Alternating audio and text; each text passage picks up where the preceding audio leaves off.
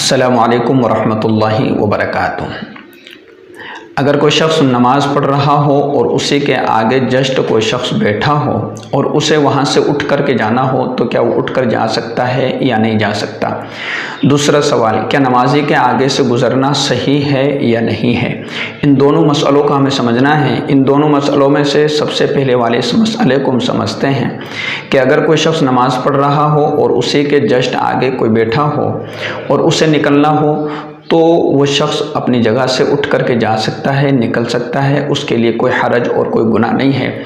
लेकिन आमतौर पर ये देखा जाता है कि अगर किसी ने पीछे नमाज शुरू कर दी तो अब ये आगे बैठने वाला बंदा उसको बार बार देखता रहता है पीछे की तरफ कि कब ये अपनी नमाज से फारिग हो और कब मैं निकल कर के जाऊँ, कि जिसकी वजह से पीछे वाले की नमाज भी ख़राब होती है और वो उस आगे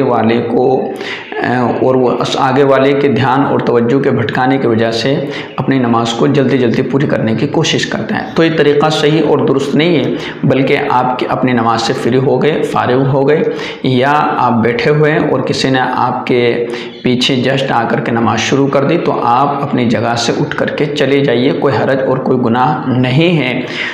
आप चाहे दाएं से निकल जाए चाहे आप बाएं से निकल जाए, दोनों तरफ में से किसी भी तरफ आप निकल के जा सकते हैं, कोई इसमें गुनाह नहीं होगा। न ये कि आप वहाँ पर बैठे बैठे बार बार पीछे की तरफ झांकते रहे, पीछे देखते रहे, ऐसा ना करें, बल्कि आप निकल जाइए। दूसरा मसला, क्या नमाजी के आगे से गुजरना सही है या नहीं है। यानी नमाज पढ़ रहा है बंदा और एक बंदा उसके सामने से गुजर करके इधर से आकर के और फिर इधर जा रहा है, तो क्या ये जायज़ है या ना जायज़। देखिए, ये बिल्कुल हराम है। अल्लाह के नबी सल्लल्लाहु ताला अलैहि वसल्लम ने इरशाद फरमाया कि अगर गुज़रने वाले को इस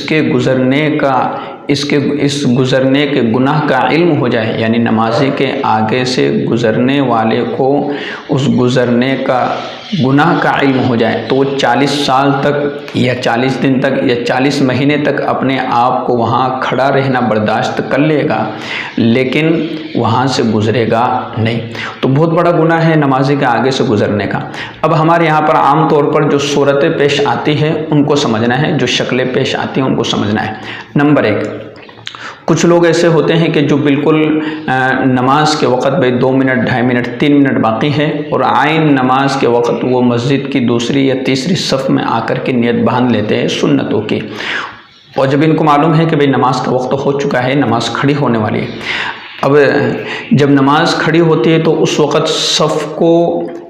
सफ़ कायम करने में दिक्कत पेश आती है कि भाई इसने अपनी नमाज यहाँ पर शुरू कर दी है, अब अगली सफ़ पूर्ण नहीं हो पा रही है, बीच में खला बाकी है, इधर इसने नमाज शुरू कर दी, इधर लाइन है और बीच में जगह खाली छोड़ दी।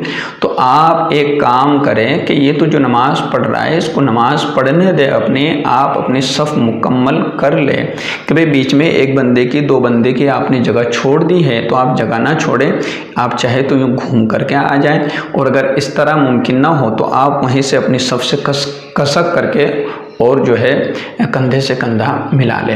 तो इसके गुज़रने को गुज़रना नहीं कहा जाएगा, पहले सफ़ को तरजीह दी जाएगी कि आप सफ़ मुकम्मल करें।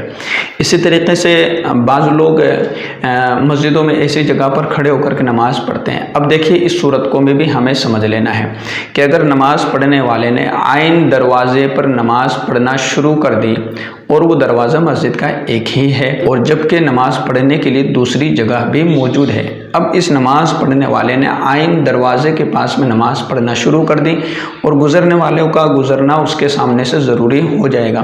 तो अब ये नमाजी जो नमाज़ पढ़ रहा है इस रास्ते में आकर के, तो ये नमाजी गुनहगार होगा, न कि गुज़रने वाला, क्योंकि इसने रास्ता रोक करके नमाज शुरू कर दी है।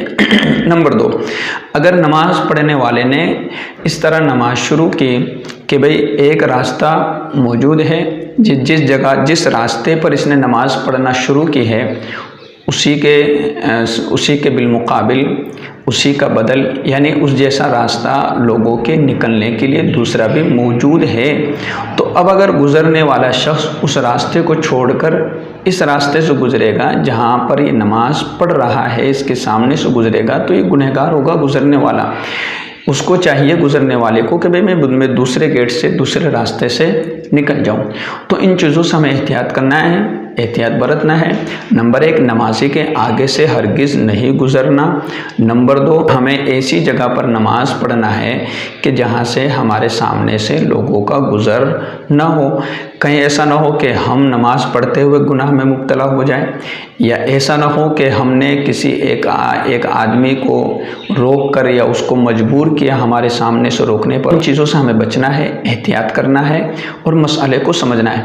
हाँ, इस मसाले में गुंजाइश बल्कि इजाज़त है आपको, जो मैंने बतलाया पहली सूरत का, कि आप अगर किसी के आगे बैठे हैं और पीछे वाला नमाज़ पढ़ रहा है तो आप अपनी नमाज, उसके नमाज़ पढ़ते हुए आप वहाँ से उठ कर के जा सकते हैं। इस पर कोई गुनाह नहीं है, बल्कि गुनाह की शक्लें वहाँ पैदा होगी कि जहाँ पर आदमी को गुज़रना कहा जाए, आदमी का गुज़रना कहा जाए कि आप इधर से निकल करके और इधर की तरफ, सामने की तरफ निकल करके जा रहे हैं, तो इस पर गुनाह है।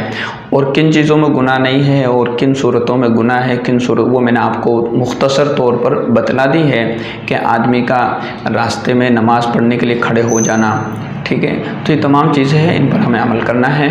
अस्सलामु अलैकुम व रहमतुल्लाहि व बरकातुहू।